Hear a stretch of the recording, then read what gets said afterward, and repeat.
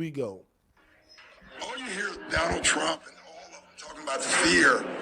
We're the ones getting killed. We're the ones getting shot. We're the ones that we're denied to live in certain communities. We've been hung. We've been shot. And this is Doc Rivers. All you do is keep hearing about fear. Hear that pain? It's amazing to me why we keep loving this country and this country does not love us back. And it's really so sad. Like, I should just be a coach. And it's so often reminded of my color. You know, it's just really sad. We got to do better. But we got to demand better. Like, we got, you know, it's funny. We protest and they send riot guards, right? They send people in riot outfits. They go to Michigan with guns and they're spitting on cops and nothing happens. The training has to change in the police force. The unions have to be taken down in the police force. My dad was a cop. I believe in good cops. We're not trying to defund the police and take all their money away. We're trying to get them to protect us, just like they protect everybody else. I didn't want to talk about it before the game because it's so hard. Like, just keep watching it. That video, if you watch that video, you don't need to be black to be outraged. You don't. You don't need to be black. American and outraged. You don't have to be American. And how dare the Republicans talk about fear? We're the ones that need to be scared. We're the ones having to talk to every black child. What white father has to give his son a talk about being careful if you get pulled over? What white father got to do that? Which one? It's just ridiculous. And it just keeps going. There's no charges. Breonna Taylor, no charges, nothing. Arrest the cops to kill Breonna Taylor. Is you live up to the Constitution. That's all we're asking for everybody, for everyone. Kick back, guys! JB, what's the name of the show? Brother, it's a pod named Kickback. A pod named Kickback. It's like a Tribe Called Quest. You say the whole thing. Welcome to a pod named Kickback, also known as the Black CNN. And the revolution will be televised. I'm No Break Snoo, the righteous ratchet. Got my shirt on. Throw it, I catch it. If you got it, I'll catch it. Every Monday, we right back at it. I am the Black Savage. What up, y'all? It's JB Frank. I'm that gangster geek coming at you every goddamn Monday. Representing NWA, Nerds with Attitude. Welcome back. Happy Shmonday, everybody. We got a lot to talk about this evening. Oh, we got a lot of shit to talk about, and this is the episode. Share this with your friends. Share this on your page. I'm asking you to. If you're on Facebook Live watching this right now, I'm asking you to hit share and let your friends and family see this episode. We got some shit to talk about.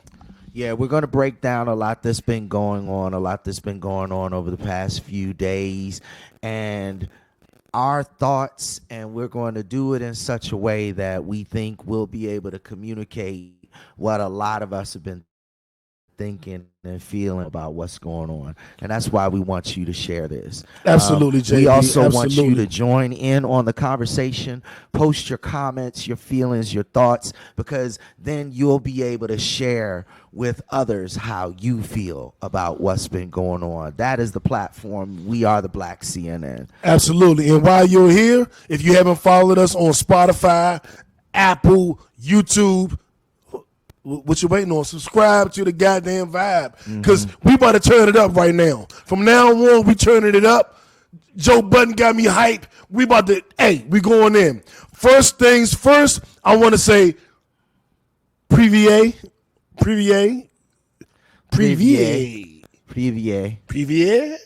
To all our Russian listeners, we've been on the charts in Russia the last week and a half, several episodes. I don't know what happened.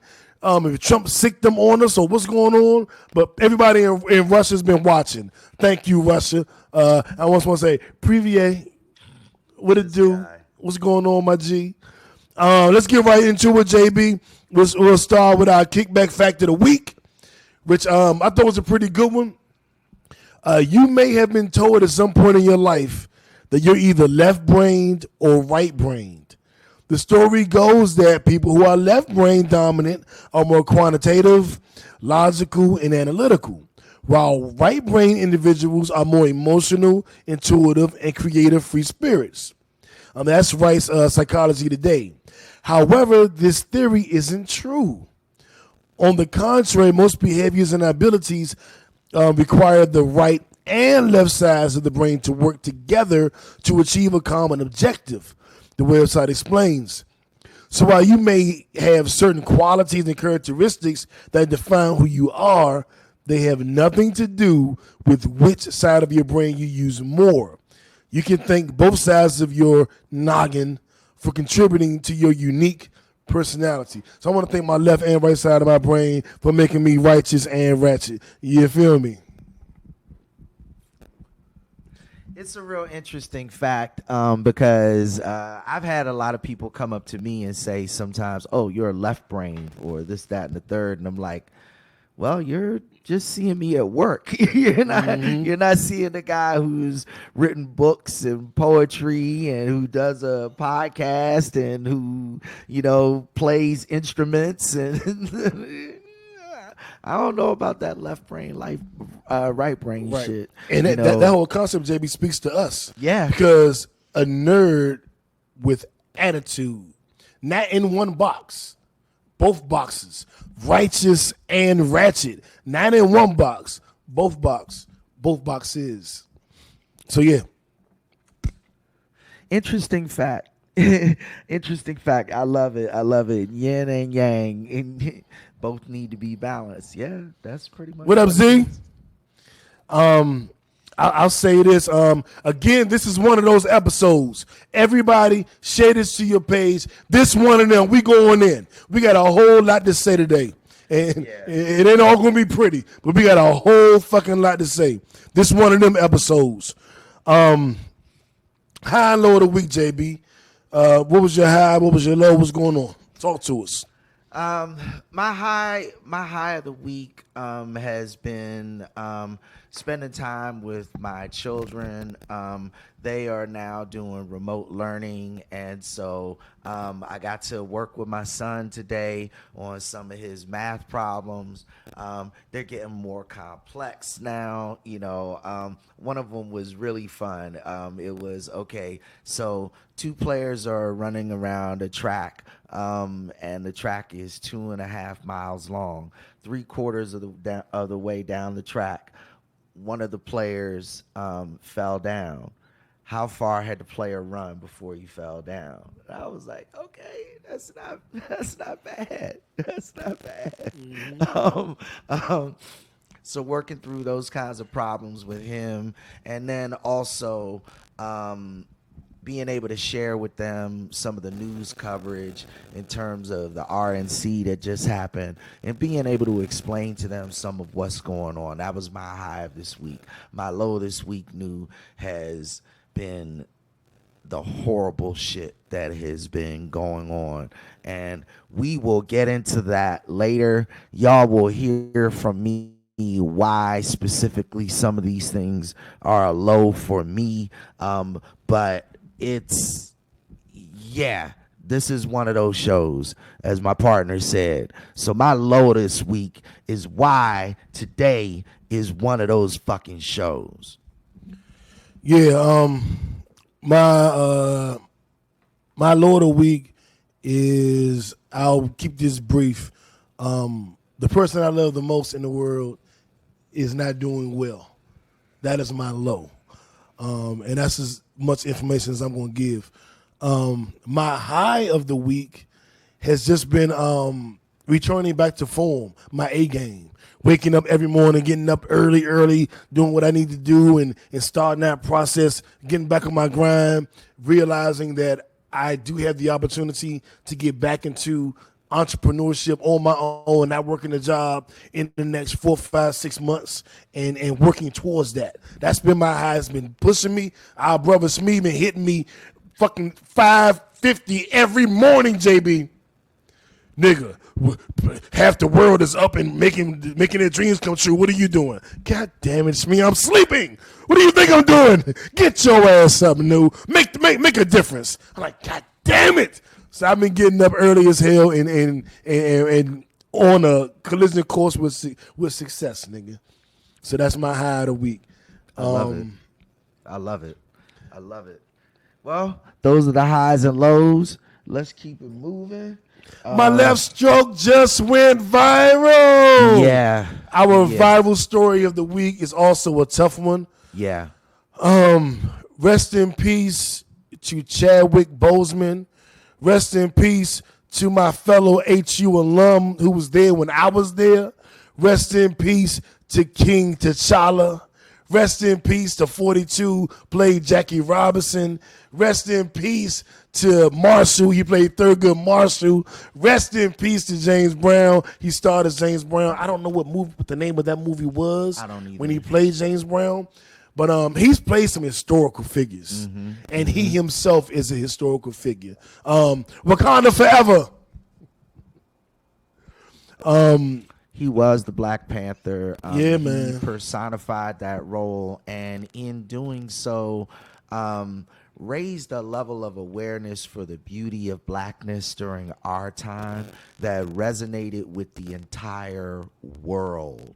The thing that was just so amazing about what he did with that movie and who he was and who he became in that movie is it was like all of a sudden magically everywhere white people's eyes were open. Am I tripping, dude? Like, no, I think that movie, I know this is going to sound crazy, actually helped usher in the state of America that we're in now, where people are being more tolerant, more understanding, and figuring things out, and holding themselves accountable. Before we go into how amazing he was as a man, I want to say that the babies, they will always tell you the truth. I've seen posts with white babies having, children. Well, when I say babies, I mean 3, 4, 5, 10 years old, babies to us, they're doing their funerals for Black Panther, and they have all their action figures lined up.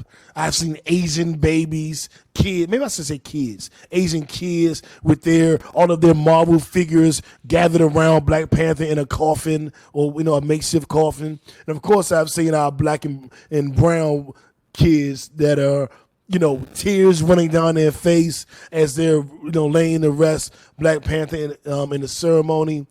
And that really let me know that, this wasn't my movie. Like, we all went and saw Black Panther and had dashikis on and was in Onks and showed up. And if you follow me on Facebook, you saw our picture with 8 of us with dashikis and our African garb. And we went to the movies, and it was a point of pride because it's like, nigga, if you follow me on Facebook, my name ain't No Breaks New. My name is Niall Tariq Newman. I have an African name. I have an Arabic name. I don't have an English name, and I named myself.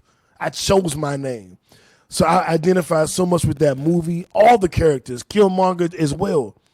But the regality, the strength, the power, the fortitude, the wisdom that the character T'Challa displayed and represented, I attribute almost all of that to Chadwick Boseman.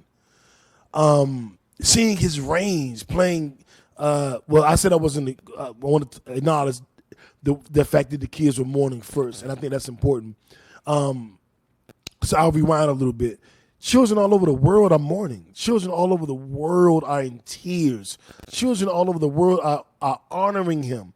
And I don't know if that happens with Iron Man if he dies. Yeah. No disrespect to Robert Downey Jr. Is it Robert? What's his name? Yeah, Robert Downey Jr. No disrespect to him, and no disrespect to the actor that plays Captain America, and no disrespect to the actor that plays the Hulk, or Sam Jackson who plays Nick Fury. I don't think you get this unless you're Chadwick Boseman and you play the Black Panther. Like tonight on ABC, they're doing a tribute. They're actually playing the movie Black Panther, and they're doing a tribute to Chadwick Boseman after, to his strength, suffering from stage 3 and 4 colon cancer for 4 years. And in those 4 years, he did all of his Marvel movies. Yeah. That the level of strength, JB, makes him a hero. And like I said, and you broke it down in greater detail, and thank you for doing that, because like the transcendency of that role, it's one of those rare moments in history where we see someone providing one of those pinnacle performances that then allows that role to be a part of our culture, allows him to become a legitimate hero because of the fairness and the strength and the power that he brought to a role that opened up the world's eyes. JB, yes. Yes. I mean, that's what he did, and that is why he is celebrated the way he is. I loved the Black Panther before I watched that movie because I knew who he was before the movie was there. But I loved Chadwick Boseman as the Black Panther because he became everything that I wanted that character to be when it came on the screen in real life.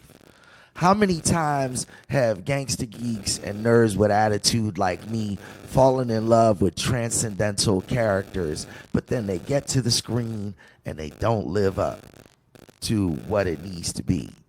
If he didn't live up to what it needed to be, we would not feel that way. Okay. If he didn't live up to what it needed to be, we wouldn't feel that way. And it's a lot, man. It's a lot. And I wish him well. Well, not wish him well, but I wish his family well. I wish them peace. I hope he has a beautifully smooth transition. And just it's just a lot. And I appreciate him. I am probably visibly shaken by it, along with what's going on in my own personal life. But I definitely have a lot of love for Chadwick Boseman, and he's an HU alumni. HU, and he dedicated his life, like he was fighting while he was fighting for his life while he was filming these movies. And I hope that he died knowing the impact he had on the fucking world. There are little black boys and little black girls who look at him like Obama. And I am not speaking in hyperbole. That shit is real. We went to that movie, and if he didn't live up to our expectations, JB, it would have been a letdown. We would have walked out of there like, we bought these dashikis for nothing. We dressed up for this movie for nothing. Nah, we left that movie feeling like love. Proud to be who I am. Proud of my ancestry. What Mel's saying? When you think about it, he damn near had cancer his whole career. He just didn't know it. He was taking in profound roles prior to his diagnosis and essentially became larger than life after he was diagnosed. He stepped up his game after his diagnosis, which speaks even more to the type of man he was. Mel. Yeah. And for those who are listening on Apple and Spotify, like, who is Mel? Who are they talking to? We do the show live on Facebook, the first podcast to ever be recorded live. Let's put that out there. So I'm going to talk my shit because Joe Budden talked his shit. I'm going to talk my shit. We're the only podcast, not the only now, the first podcast to ever record live, interact with the audience, and then put it on the podcast sites. We did that. That'll be part of our legacy. You hear me? So Mel is a kickbacker, former host on the show. Used to sit right here, right somewhere on the sofa, somewhere. And and that was her comment. How do we honor the Black Panther, JB? How do we? I watched the movie the other night on Disney Plus because I got Disney Plus. I'm gonna watch it tonight on ABC with The World, and I'm gonna watch their tribute to him. How do we best celebrate and honor the God Chadwick Boseman for what he's given to us, bringing our heroes Thurgood Marshall, James Brown, Jackie Robinson, and the Black Panther to the screen? He honored us by bringing us those 4 legends. How do we honor him?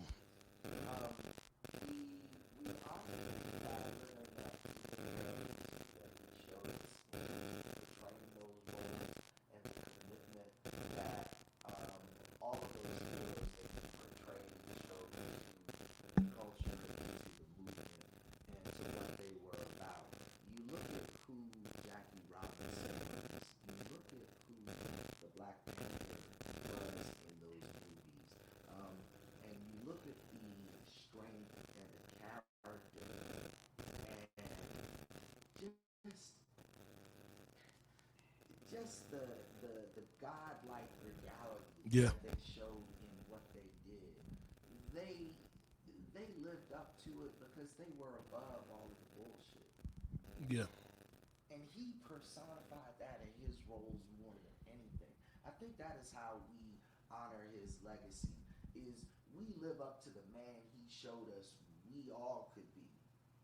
And just be above the bullshit and keep it moving. Absolutely, and I'm gonna ask you again. Share this episode. You're on Facebook watching this. Share this on your page. This one of them. This is one of them. Share this episode. I want to give we're doing our Nipsey Hussle Award early. Our Nipsey Hussle Award is the award for achievement and excellence. Well, the reason why y'all couldn't hear me is somehow my mic was turned off. That's fucked up. Man, JB. Cut your mic on. JB was preaching, if y'all don't know. He was preaching and y'all didn't hear none of it. He was talking that good shit. I was tearing up and everything, and y'all didn't hear none of it. JB, give him 30 seconds of what you were saying. Because I know people on Facebook are like that, but people on Apple and Spotify are like, what is my app broken? What happened? So what did you say? Give me 30 seconds. Real quick. I was saying the way we honor Chadwick Boseman is we live up to the legacy that he showed us in the roles that he portrayed, how he showed us how black men can be like gods and be godlike by honoring our truth and staying above the bullshit and staying the course. He showed us that with his role of Black Panther, and he showed us that with his role of Jackie Robinson. That's basically what I said. And side note, has nothing to do with nothing. I just found out that I have the #1 pick in my cousin's fantasy draft, which starts at like 7. So I'll be drafting to the side. You'll be and doing the show. So yeah, fantasy football. Yeah. Damn. So, yeah, I guess a lot going on. Damn. So, having said that, Chadwick Boseman, may you rest in peace. Love and light to your family, and your legacy will live on, and we will honor you. We can't, we named the Nipsey Hussle Award after Nipsey. We don't have enough space to name every award, everything we got on the show after somebody.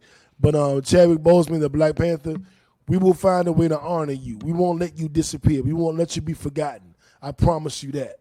As important as it was to me to name that award, the Nipsey Hussle Award, it's important to me that you live on. I will find a way. We'll figure it out. Rest in peace, King. Other people have chosen to honor you, and they have been in the NBA and sports in general. And I want to give them the Nipsey Hussle Award as well. And if I didn't say it, Chadwick Boseman, you do win the Nipsey Hussle Award. Mm-hmm. Mm-hmm. You're going to share it with people who have honored you, who have felt it necessary to pay you the proper respect. Yeah. as well as honoring Jacob Blake, who was shot down in cold blood. This is new saying it, in my estimation, in Wisconsin, Kenosha, Wisconsin. What we know now is there was a fight between two women. A black man broke the fight up. The police were called to the scene, and he had his 4 children in the backseat of his car, and they chose to harass the peacemaker. He walked to his car. He opened the door, and a racist, coward, bitch-ass cop unloaded 7 shots into his back. Don't tell me there was a knife in the car, because the police have guns. So I don't want to hear shit about a knife. If he had grabbed the knife and turned towards them, they still have guns. So I don't want to hear a fucking thing about he had a knife in the car. I got a knife in the car, bitch. I don't want to hear it. Now that we're past that. They unloaded 7 shots into this black man's back, JB. This story is just so batshit for so many different reasons. You look at all of the protests that are going on worldwide right now. You look at the peaceful protests. You look at the backlash against those peaceful protests. You look at how our country is just inflamed over this issue, and that by itself makes it ridiculously fucked up that they did this new. It's like you've just like your country is torn apart because of this fuck shit that's going on. That by itself should have made this man make a different decision. But then you add to that he shot this man 7 times. 7 times. He didn't just want to subdue an assailant. He didn't want to deal with a suspect. He wanted to make sure that this man was dead. And he did so in front of his children. Yeah. This is just so unbelievably fucked up and wrong. You can't go nowhere else with this. This is just a cold-blooded murder. There's no other place to go. Absolutely. And then the world is on fire yet again because of this absolute ridiculous stupidity. It's awful. You're just sitting there and you're just like, what in the entire fuck? That's really all you got. It's like, what in the entire fuck? 7 times while holding his shirt. When you watch the video, it's really, really awful because he just has so many opportunities to make a better decision than he did. Yeah, and I want to shout out our sisters right now because I kind of leaned on y'all a little bit this weekend because I was upset. I had a black woman tell me, we didn't see what happened before the video started rolling. So we don't know that, he shouldn't have been shot. And what I said to her was, okay, tell me the scenario that could have happened before the video started being taped, where they shoot him 7 times in the back and it makes sense. Tell me what you think he did prior to that, to be shot 7 times in the back and it be warranted. And she was like, I'm just saying, you didn't see what happened at first. So all black people jumping up and down, but we don't know what happened before the video started rolling. And I was like, well, what do you think? Tell me what happened in your mind that we shouldn't be outraged. You tell me what happened that made you think there's a chance that being shot 7 times in the back was worth it, was warranted. What could have happened? And she was like, I'm saying we don't know what happened. I was like, tell me what could have happened that would justify it. We don't know what happened, but give me an idea of what could have happened in your mind that would make you take this stance. Exactly. And she couldn't. Exactly. And that's and she couldn't, JB. Well, and that's what infuriated me. And I was like, damn, the sisters do hate us. They do hate us. Because why the fuck would she even say that stupid shit? And then I talked to a lot of sisters over the weekend, and it was like, we don't think that. That was that bitch. Like, fuck wrong with you? And I was like, oh, sorry, sisters. But I leaned on the sisters kind of hard after that. I was like, even the sisters don't love us. They don't even love us. What the fuck? The police killing us. Our own brothers killing us. And the sisters hate us. Goddamn. And some of the sisters was like, we don't hate you. What are you talking about? But some of y'all little motherfuckers, sisters, was like, yeah, we do everything for y'all. We do everything for the black man. And some of y'all don't do shit. Now, there are some sisters who do everything, raising black men, being on the front line at protests, educating brothers, dealing with our bullshit. And I support you and I appreciate you. But some of y'all just be chilling. Some of y'all don't do shit. So that narrative that all black women are on the front line, fuck, miss me with that. Some of y'all are the reason we sell drugs. Some of y'all are the reason we kill niggas. So I don't want to hear that bullshit. But I do want to salute sisters in general for coming to my page and letting me know what it really was and to ignore that one or two sisters who was on the bullshit. And I appreciate you and I salute you. But I want you to know it ain't all of you. Y'all are, if not the minority, you're not the majority. But I do appreciate you. But we need to check the sisters that's on that bullshit saying that Jacob Blake must have done something before they shot him. They out there. JB, they out there. Well, they're not the only one. They're not the only idiots out there saying that kind of bullshit. But what is flagrantly obvious when you look at what happened is that this is just a cold-blooded murder. Thank you, Mel, because you said it best. I couldn't have said it better myself. Again, they had so many opportunities to make another decision aside from murder, but that's where we got. And that's why this is so fucked up. That's why this is so crazy. And what's even crazier is what has been going on behind this murder, the rhetoric that has been going on in the Republican Party, what some crazy motherfuckers like Brian Urlacher have been saying, and what has been happening during the protests.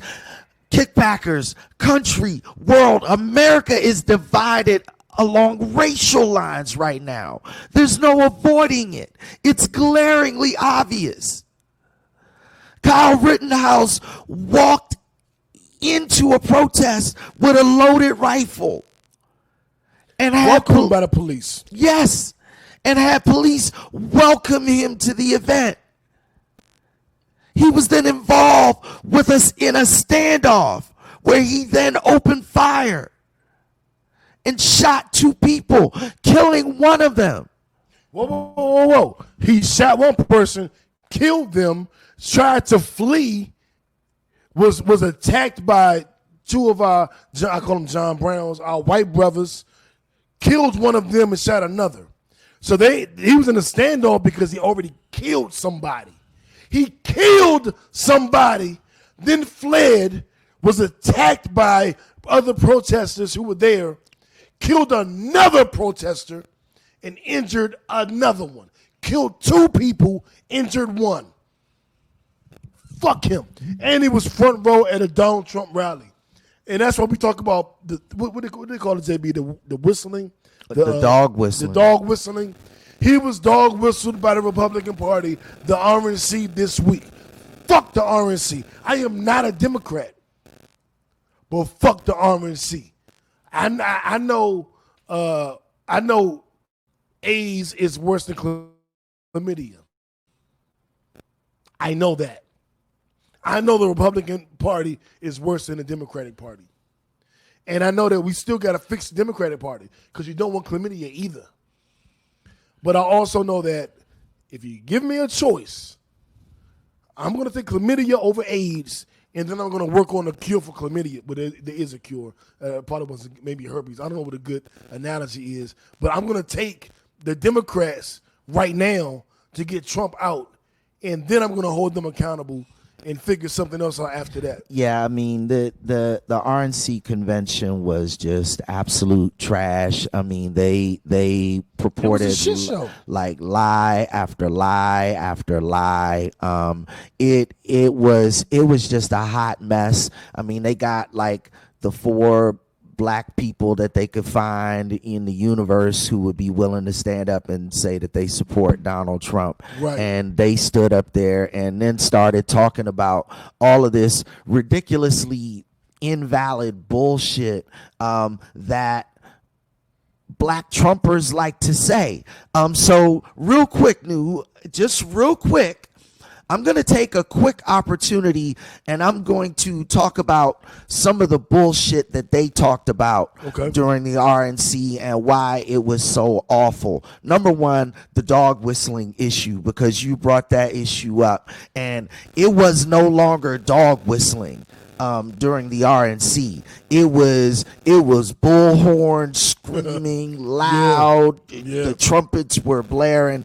They were basically saying, if you elect Joe Biden will allow black people to take over the country. That's basically and what they they said were that criminals will take over the police. And in order to stay safe and have police, you have to vote Trump. Like, they were saying ridiculous shit. They were saying that Democrats want a no police state where we get rid of all police and then people can come and kill you in your homes. They were saying that kind of radical shit. Literally, that's what they were saying. And I know people believed it because I work with a racist fucking 70-year-old Trump supporter who doesn't even understand what's really going on. Well, just listens to whatever Trump says, and he talks about the Constitution. I'm like, bitch, don't make it like the Constitution. Like we're having a debate about the Constitution. Yeah, like fuck out of here. Like, well, black people should be able to lift themselves up by their bootstraps. Obama did it. Bitch, you ain't do it. That was number 2. You're 70 years old and we had the same job. That was number 2. You ain't do it. That was number 2. That was the second thing that was done Racist at the RNC is they started. You had these black people stand up and talk about how their families pulled themselves up by their own bootstraps and how we were once slaves and this, that, and the third. And it's like, motherfucker, you are literally 1 in a million. Like, and that's the problem. That's the problem. You can't stand up and say, I pulled myself up by my own bootstraps and everybody should do what I just did. Number 1, you didn't do it. And number 2, the fact that you and your family were able to do it and it's literally a 1 in a million story is the problem. You can't take a 1 in a million story and expect everybody to do that. That's the problem. You can't extrapolate that to Gangsta Geek Word of the Week. I've been getting JB. I've been using my words, JB. You can't extrapolate that across the entire course of Black America. Yeah, everybody isn't blessed with these opportunities. I have suffered from survivor's remorse, survivor's guilt, because at age 14, I knew that you could have an elevator in your house. Most niggas in my neighborhood didn't know that was possible. I didn't know it was possible until I saw it. And when I saw it, I was like, oh shit, that's an aim for hire. But what about everybody who didn't know it? And for those of you asking, yeah, I went back and told my whole hood about it. And they looked at me like I was crazy. Like when I came back and told them about Shakespeare. Man was like, this nigga talking about Shakespeare. What the fuck wrong with him? I was a playmaker. You know what I'm saying? That's how I met JB and F and Shmee and Coffee. So I went back to my hood telling them all of these amazing things. But when that doesn't happen, people don't know. And when a man is without justice, they become savage. That's a fact. So don't talk to me about pulling yourself up by the bootstrap when you didn't do it. You 70 years old and can't retire. Working the same job as me. What the fuck did you do? Racist Rick. What have you done? Why are you 70 and still working? I got niggas I know retired in their 40s. Why are you still working? Yeah, so Mello is going in today, young. What's she saying? What's she saying? What you saying, Mel? Talk to the people, Mel. Don't be quiet, Mel. Yeah. Talk to them. Yeah, thank you for bringing up number 3. I mean, just the absolute travesties where they tried to talk about how the Republican Party is actually the party for black people. Like, are you fucking kidding me right now? They are literally talking about both sides of their necks. What did right? Mel say? She said, don't forget about the other white lady who spoke at the RNC, who adopted a biracial child, that said that police would be right to racially profile her child. That level of ignorance, we're going to acknowledge because we all need to know it's there. Right. Fuck that bitch. And I mean it that way. Fuck that bitch. I know you do. Big Chris said, Bootstrap story isn't meant to motivate. It's a farce upon the reality of the situation. They had handouts and project this attitude of want for handouts on black people. I think I read that wrong. Sorry, I read it wrong. Oh no, but I think you said it exactly. I mean, you read it exactly right. But what do you? I mean, he's right though, and that's the bullshit behind the whole bootstraps concept. Most people who are telling you to pull yourself up by your own bootstraps got a handout. And then Boom. And then when you turn around and they're like, nigga, like this shit is a little, this whole bootstrap shit is difficult. Like it's a little tough. Like, why don't you give a nigga some advice or an opportunity or a loan or now you begging now, but that cracker said to me, he said, I was talking about the Jacob Blake shooting, not murder, but shooting. And he said, but black on black crime. I was like, man, what the fuck you mean with that? When white people kill white people, what you call it? When Asians kill Asians, what you call it? You call it crime. You call it murder. You don't go white on white crime. You don't go Asian on Asian crime. Shut the fuck up. Ain't no such thing as black on black crime. Bitch ass nigga. Shut the fuck up. And then he turned pink and red and it was ugly and yeah. But I don't work for a white person. I work for a person of color. So fuck that nigga. That's where I'm at with it. But having said that, if we can get into some more nicer topics, and this is going to be another one of these. It's going to be an extension and what's the word I used earlier? My Gangsta Geek word of the week. Oh, extrapolation. This is going to be an extrapolation, and it's going to go into the podcast world. Now, a lot of you guys that follow us are podcasters or podcast fans. And the biggest news in podcasting this week, this month, this year is Joe Budden is leaving Spotify. Mm-hmm. He's done 2 episodes over the last week about it, and I want to talk about it. And I think you guys want to hear about it. To give you a history, Joe Budden is one of my favorite rappers of all time. When I am going through drama and I'm going through a bout with depression and I'm not feeling like myself, I put on Joe Budden. Today is one of those days. As I said, keep my family in your prayers, your positive energy, whatever you do, keep me there. Keep us there. Keep my family there, because this is one of those times. And so I've been listening to a lot of Joe Budden music. He doesn't rap anymore, but I'm listening to a lot of his music because that's my guy. And when he became a podcaster, he was still my guy. Mm-hmm. And he talked about, opening up the market and changing things and defining what a stream is and figuring out how to make money as a creator in this podcast lane. for those who've been following us the 8 years we've had this show, we've only been a podcast for 2. Right. And we've only really been an active podcast for 1. Because I didn't want to be a podcast. I wanted to be a TV show. So we used to be called Kickback TV. It was a New the Mayor show with JB Frank. Yep. Then it was Kickback TV. Yep. And then it was, Kickback TV, the Facebook Live show, which is why I say we started all y'all podcasters going on Facebook. We were the first. Facts. And I will pop my collar to that because you didn't do it before us. We were the first.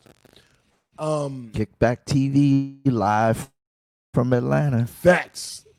And now that we're a pod named Kickback, a podcast, we're still live on Facebook or whatever, but we are following the ones that came before us.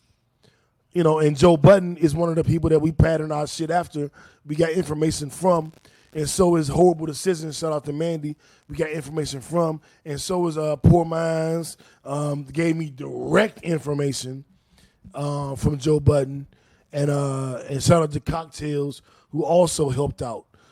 So there are a lot of podcasts that gave us information that allowed us to be the successful, to have a pod named Kickback T-shirts. Show me a T-shirt, JB, yeah. And then, he'll have the Nerd with Attitude shirt. I have a pod named Kickback shirt, or the Righteous and Ratchet shirt. And shout out to Kev Online for stealing our shit and then stopping. You stopped. I appreciate you stopped stealing our shit. I'm the Righteous Ratchet, nigga.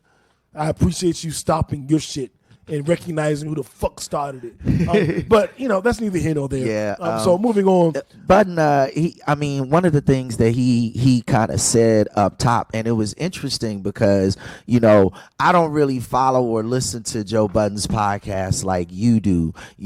I listen to the segments that we listen to that are relevant to what we're talking about, really, and that's so I'm kind of a casual Joe Budden fan. Today in breaking down what he talked about in terms of the Spotify deal, I really started to get into more of what they talk about on their show because I listened to a much larger volume of it today, and what I heard was I agree with what he says about podcasts. Absolutely. He broke down some real serious shit. Excuse me. He broke down, the commitment to consistency that it takes to be a successful podcast. And I was like, oh my God, yes. When Spotify first came at them with the deal, he broke down the time commitment and he assessed that first and what that would take before he even considered the possibility of doing it. A lot of people start podcasts and they just start them because they feel like they got something to share with the people. But do you really have something to share with the people? Because can you share it consistently? Can you share it every goddamn Monday? You know what I'm saying? Because that's what it takes to be a podcast. It's not just throw some shit out there and go viral and I'm a podcast. No, it's continuing to provide the content, the material, what the people want to hear. And when he touched on that first, I was like, Joe, I'm listening. 100%. You got me 100% right now, because that's what it takes to do this, y'all. And we've gone through the struggle, the all the shit. Like, we've done it. Like, podcasting ain't easy. We might make it look easy. There's a camera there. There's a light there. There's a light there. It's a laptop here. Excuse me. He's got to do shit to make this shit happen. I got to spend months and weeks figuring out topics. What is the right thing to talk about? What is the wrong thing to talk about? What are y'all interested in? What are y'all not? What are we interested in? What are we not? This is a process. I am trying to draft right now in my cousin's fantasy football league. I had the first pick. And the computer picked McCaffrey for me. And I'm all in my feelings. I'm like, I don't know if I would have picked him number 1. And he like, nigga, you got a good pick. Chill out. I'm like, no, Randy, I don't know. I don't know if I got a good pick. I don't know what happened. I didn't pick him myself. But McCaffrey was a pretty good first-round pick. I was about to say, I think you good with McCaffrey. Yeah, I think you'll be all right. But Budden broke down why he went with Spotify and one of the difficulties with podcasting. And I'll get into this slightly technical detail, New, because I think it's important and why we want y'all to share and why Facebook is so important to us. Because as New said before, we are one of the very, very few podcasts out there now. We were the first podcast out there to record our podcast live. Right? Yeah. So this live Facebook hit is a big part of our numbers. It's a big part of what we do. And thank you for doing it. Right? Yeah, the interaction is huge for us because it's one of our big metrics, is one of our big numbers, right? Joe Budden talked about moving to Spotify because he was going to be able to consolidate all of his media outlets into one platform to understand the real material and mechanical value of their show. They were able to get one set of numbers that showed how many people are fucking with them, right? So share this on Facebook. Get the word out there so that we can understand what our single numbers are, the same way Joe Budden did. That's really, really important. It was a really, really important component to his move. Absolutely. And they wouldn't give him that. And they offered him, Rolex watches and vacation trips and everything, but give him the real numbers or give him the real money. And he said, I brought you guys 9 figures. I brought you 9 figures. And you offered me a Rolex and then took it back. Oh, it's too expensive. But I brought 9 figures to your fucking company. Yeah. So what you did was pillage his listeners. Yeah. Everybody that fuck with Joe, like me, went to Spotify to follow Joe. But you didn't want to pay him for it. And he came back and gave us that information. So we not fucking with you. Unless you do what's right. We know now what to say no to. Yeah. You just want our audience. You want our, we don't have a big audience as Joe Budden. You want our 3,000 a week listeners. Or, that's what you want. He got 100,000 a week, whatever the fuck. But you want that. So you'll sign us to get that. And we not listening. Yeah. We not entertaining that. And that's why I appreciate Joe so much. Niggas be shitting on Joe. That's my guy. From rap, that was my guy. And in podcasting, that's my guy. Yeah. But he's saying we're not going to do that shit. And we're not going to do the rapper deal. We're not doing a bullshit rapper deal. Yeah. You won't get that out of us. Right. So you're going to step up to the table and pay what's owed. Oh, we just going to back away. Ain't no beef. Ain't no fuss. But you're not going to get us like that.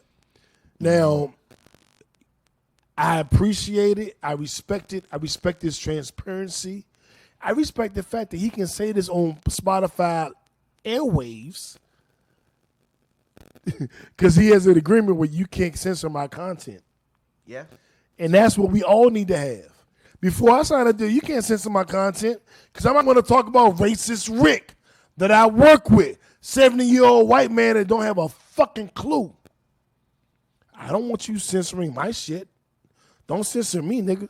I got something to say. Yeah. So thank you, Joe. Thank you to the Podfather, Maul, Roy, fucking Parks, Erickson, Savon, everybody. We do appreciate it. I know niggas be hating and taking their shots, but we appreciate the information and we incorporate it and we learn and we progress from it. not only is New a fan, but we are also students, Yep. and so we appreciate the information. We appreciate your candor. We also appreciate your depth of analysis and thought into what you are doing, because you are only going to make those behind you hopefully greater than you are. We coming after you, Joe. Oh yeah, y'all music reviews have been kind of shitty. Like y'all don't know what y'all talking about. Y'all don't listen to the albums. Y'all be fucking up. We're coming behind you doing better reviews. So for the record, you know what I'm saying? If we can't be friends, we could be enemies. Your reviews are trash, and we give good music reviews. And, I love you. I love you. Appreciate the information, but just stay sharp, because we damn sure are. Anyway, factory. Being in Atlanta, and dealing with all of this good shit and bad shit. This is another reason why this is the show. Yeah, this is another reason. We're in Atlanta, we're in Georgia, and we have to have a real conversation. Because there were 40 children found in a sex trafficking ring across 10 counties in Georgia, and nobody's reporting it.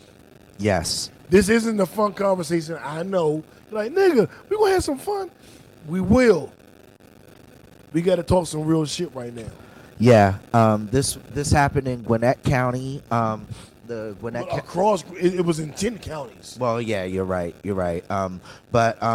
So the police were investigating a sex trafficking ring, and they were looking for 26 children who were reported missing. Now, in the course of locating and tracking down those 26 children, they found another 13 children, for a total of 39 children. First of all, shout out to the law enforcement organizations for doing the right thing in this particular circumstance and taking care of our people and locating these lost children, these lost babies. I want to say that, but I also want to say, y'all, this is a story that y'all might not know about, but sex trafficking in Georgia is an epidemic. It is a problem, and it is a big problem.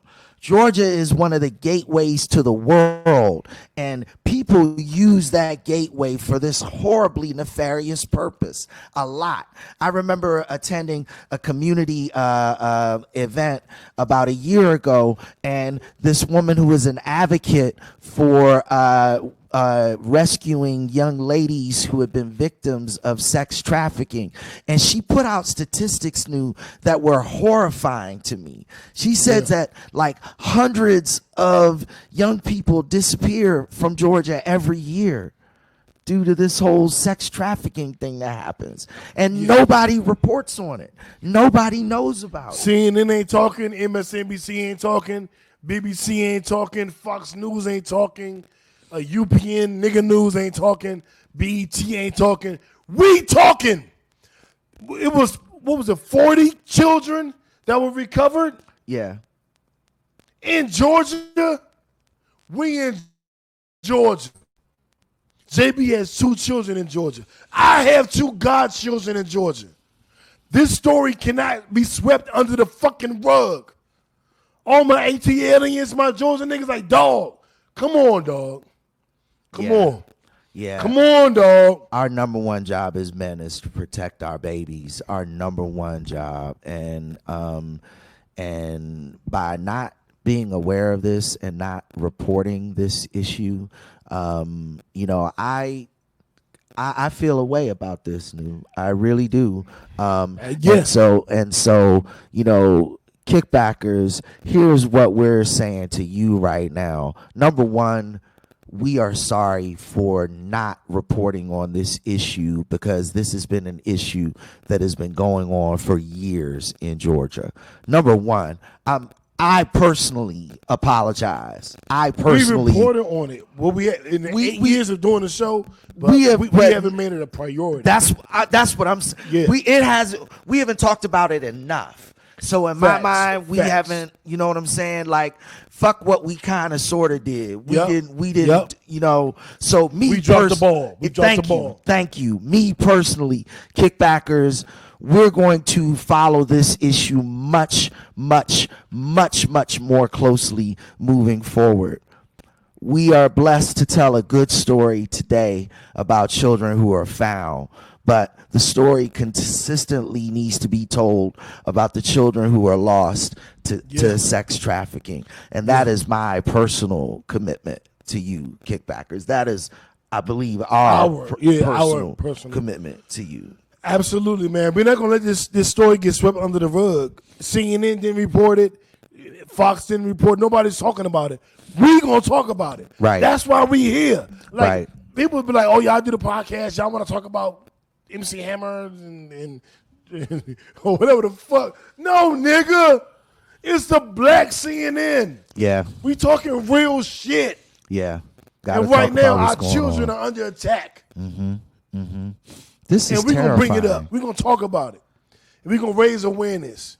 And if you need help, reach out. We're going to build the network. Hear me now. Hear me now. We will have a network ready to step in and help. And I don't give a fuck who listening. We will have a network. You're not going to take our babies. I'd be good goddamn you take my god kids. We will have a network. We're working on it. There Facts. There are some advocacy groups and some rescue groups that operate in Atlanta. We will work to connect with them and make sure that you guys have their information so that if you know anyone who is in this type of crisis, we can help you get them the help that they need. Or if you need that help, you can get it. And the help before it happens. That's exactly what I'm saying. Like some of you don't know what to do or how to protect your kids.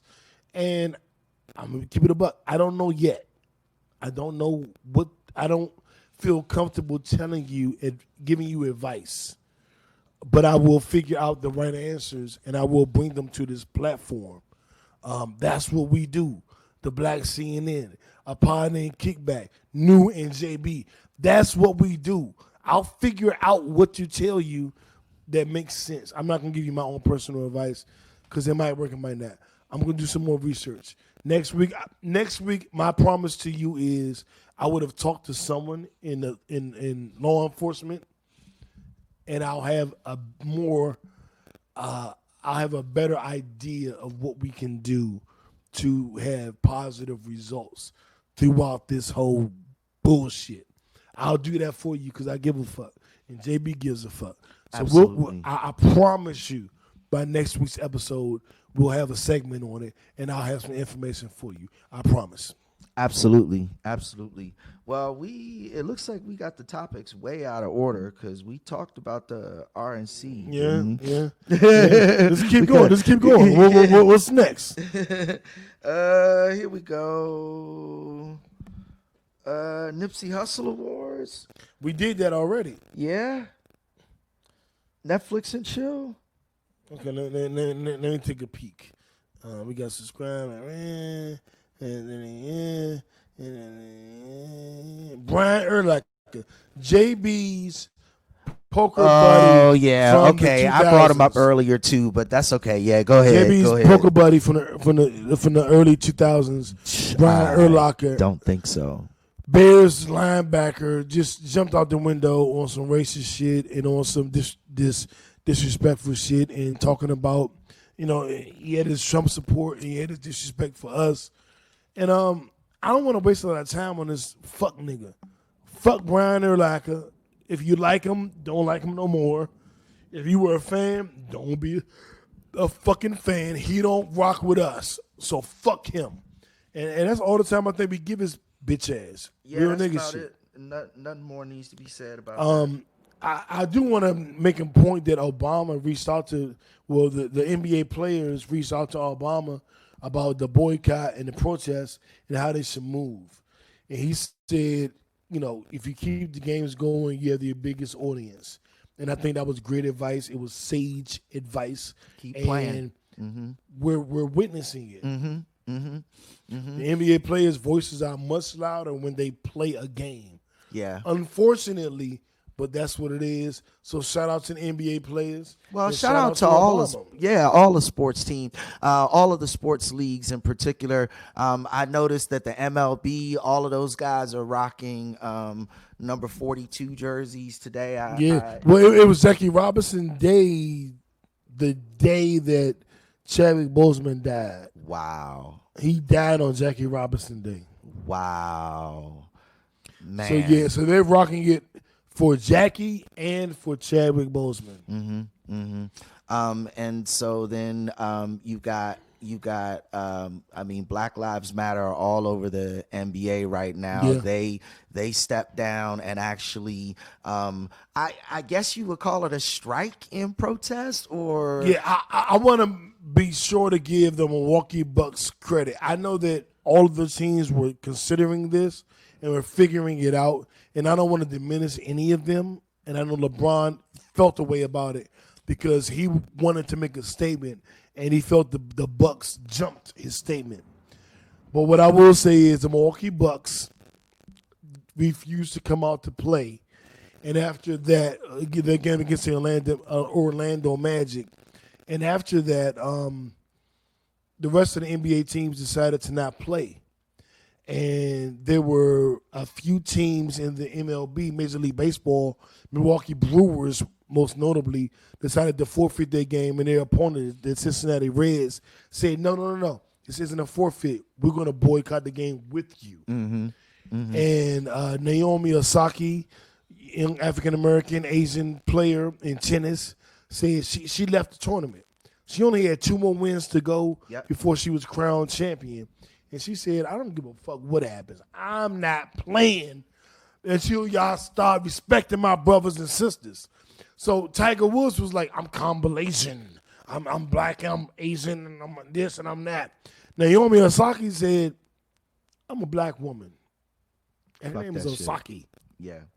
And she looks Asian. Yeah. And she said, I ain't playing. And she's dating YBN Cordae, the rapper.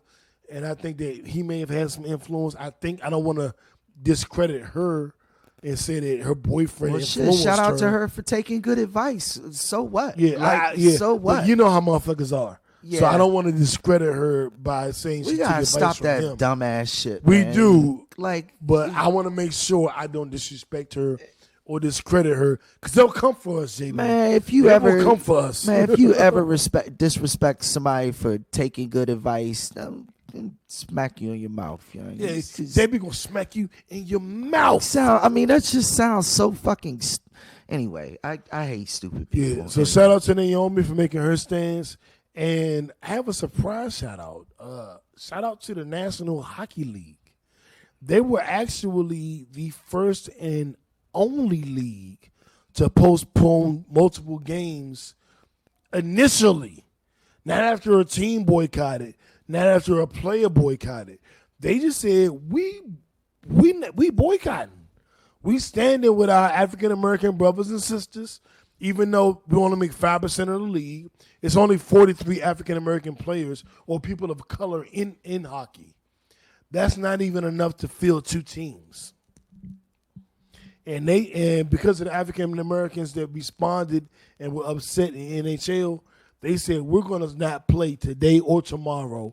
We will honor our African American brothers and sisters in the league and in the nation. And they were the only team to make that stance.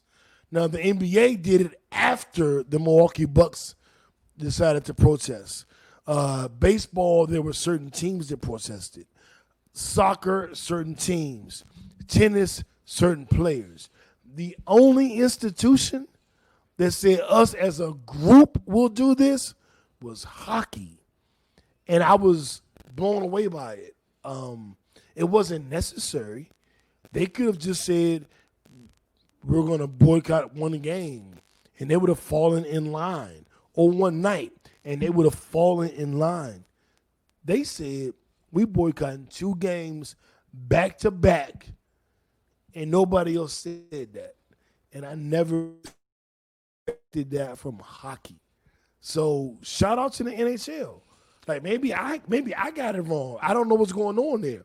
I knew that we were only 5% of the population, but your actions show that you see a bigger picture, or you're bowing down to pressure. I don't know what it is.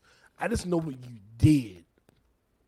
Well, that's all that's relevant is what they did, and shout out to them for doing it. And I want this to be a snowball that keeps rolling down the hill. Rolling. I think that's what we all need right now. Is we need that snowball to keep rolling down the hill. We need to keep talking about this thing. We need to keep talking about this issue. We need to keep talking about these issues, because that's the only way to keep them in the forefront. Otherwise, they'll fade away like they always have over the years that we with this injustice. You know what I'm saying? Now is our opportunity. We can't lose this opportunity. We have to keep it in the forefront of everybody's minds right now, because it is that critical. It is that important. I absolutely agree, JB. And in moving forward, because we are doing a show and we got to get through it. Can we have some fun? Can we have some fun? Let's do that. Let's have some fucking fun. Let's take a step back. Relax. Yeah. Whew. It was a lot of heavy shit on this show, dude. Let's lighten it up a little bit. Let's lighten it up a little bit. And right before we do it, please keep my family in your prayers and your energy and your positive energy and real nigga shit. But moving on, our Netflix and chill segment. Yeah. What's good to watch on TV? Right. You got it. I don't know about a whole lot of new shit that has popped off that has really jumped out at me recently, but there have been some re-releases and some stuff that I'm really interested to go and see. Obviously, Black Panther is on the agenda. We watching that tonight. So this shit in, that's coming on. Yeah, and then Cobra Kai has been re-released on YouTube. It's number one on Netflix right now. Season out one of all the shows on Netflix, Cobra Kai is number one. I believe it. Cobra Kai is the reboot started by Will Smith. Yep, that Will Smith, based on the Karate Kid series. So it tells the story 20, 30 years later. I've watched season 1 on YouTube. JB watched season 1 on YouTube. Season 1 and 2 are on Netflix. I haven't seen season 2 yet. I have seen season 2. I watched both seasons 1 and 2 on YouTube, and now they've, like you said, re-released them on Netflix. Yeah, and this is Daniel-san and Johnny and the teacher that Johnny had, Cobra Kai, and how that plays out 20 years later when they're adults and families. Fuck, my windows are open. Oh, damn. You might want to do something, because we're in the middle of a monsoon, JB. Yeah, you shouldn't leave them crack. Why he leave his windows cracked? Y'all know why he left his windows cracked? I don't know. Like, I knew it was going to rain. Anyway, Cobra Kai is a good show. I love season 1, and I'm going to watch season 2 over the next week or so. We also have the Marvel shit. We know Black Panther coming on tonight. The Game, our black sitcom. The first 6 seasons are on Netflix. The last 2 were on BT. So, nigga, you look like you're pissed all over your body. You look like you was in the ocean. Like a paper towel ain't gonna help. A paper towel will not help, JB. JB looks soaked. JB looked like he was fucking a squirter. That's how he look right now. So he in the bathroom, for those listening, he ain't here right now. He in the bathroom wiping himself down. And goddamn, it is raining like a motherfucker. Like, Jesus Christ. But anyway, The Game, Lucifer. I was watching Lucifer, and I didn't watch the last season and a half. I'm going to watch it because I used to watch this shit with CC relentlessly. Shout out CC. So I'm about to get back into that because that's on Netflix now. And our Eargasm segment, music. We got Brandy versus Monica tomorrow night on Versus. I'm definitely tuning in. You was, and I said like you had 3 quarters. Brandy versus Monica. I'm watching that tomorrow night. Tomorrow night is a celebration of music. I will be in my house with a bottle and sipping and smoking, and I'm gonna enjoy Brandy versus Monica. I predict that I think Brandy will win, but I'm gonna root for Monica. It is what it is. The Lox dropped a new album. They got a new video with DMX, the fat DMX. And I'm not mad because a fat DMX means he's not on crack. Right. He fat. He eating. Right. So I'm not mad at that at all. I love it. He sounds just like the old ex, talking that grimy shit. Toni Braxton put out a new album. She got a song with her, the singer, her. So Toni Braxton has a song with the singer, her. And that's weird because they were like, Toni Braxton got a song with her. Y'all be like, what? She got a song with herself? So I had to break that down. That don't mean. Jasmine Sullivan, me and JB listened to this today. She has the most toxic song a woman may have ever made. It is so beautiful, though. But it's beautiful. It is just the most gorgeous song, but it is.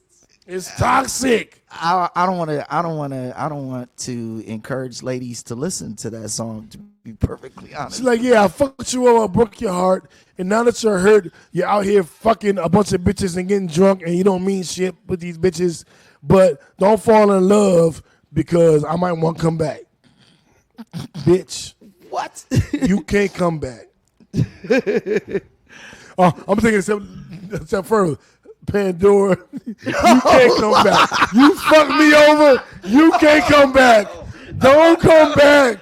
We don't want you here. No. I did that for ratings. You can't come back. No. Toni Braxton got a new album.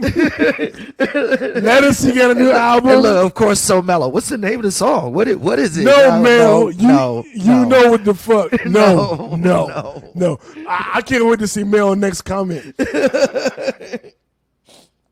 Oh, niggas be on the show all the time. Oh, so it's cool if you if niggas kill people, it's cool if you kill them next.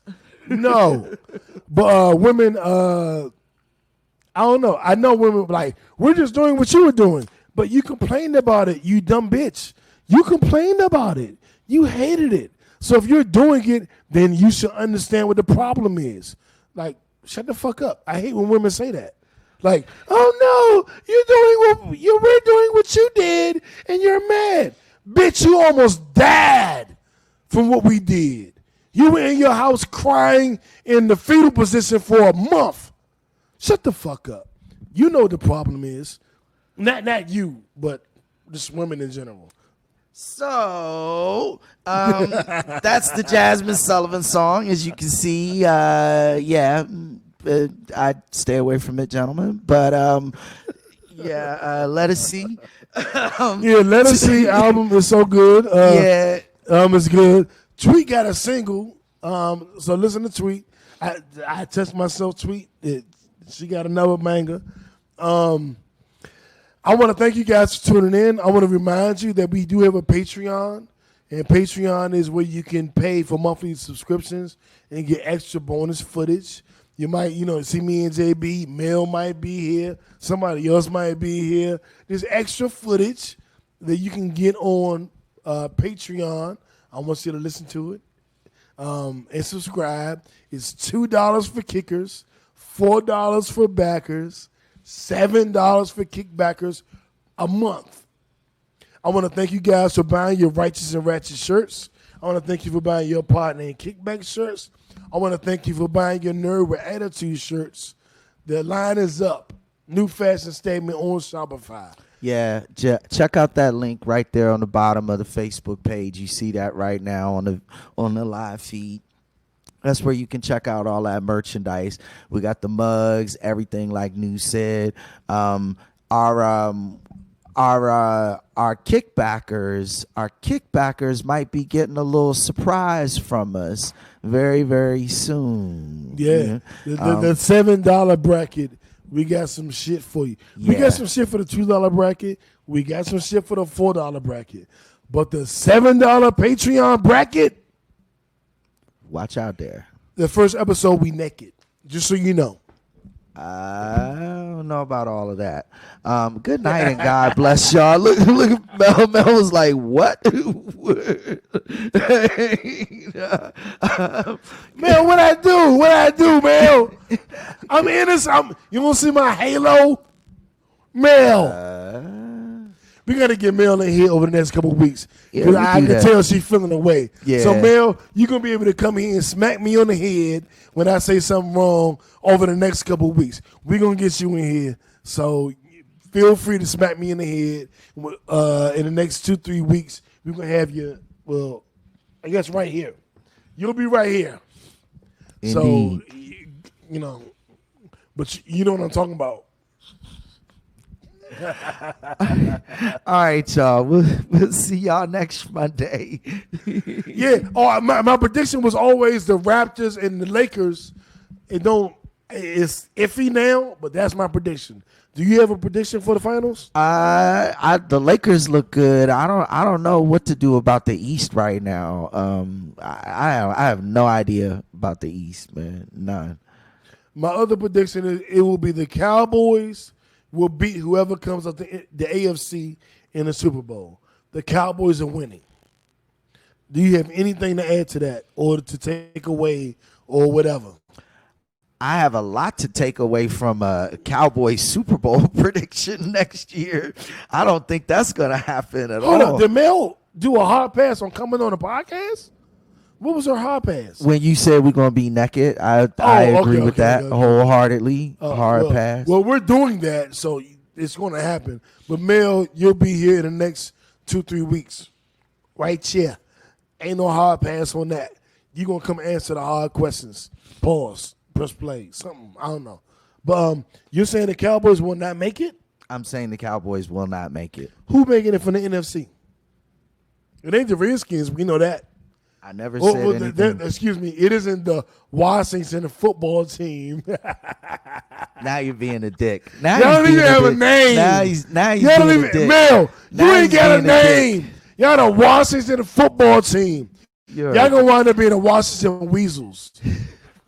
The Washington Wiggers. You're a dick. The Washington Wetbacks. Y'all gonna have a crazy name. The Washington. It can't be the Wizards. Well, let me put it this way. Washed up tins. Y'all might actually make it to the Super Bowl, but y'all ain't winning. Y'all ain't beating. Well, we're going to be better than y'all. Y'all already better than us. That ain't be better than y'all. That ain't saying nothing. That's been the existence of the history of the rivalry. No. We've never not been better than y'all. No, not true. Not true. All right, well, thank you guys for tuning in. We're better than them always. Fuck you, nigga. Good night and God bless. Can we get the fuck out of here, please? Uno, we out. Tell a friend. Tell a friend. Tell a friend. Tell a friend.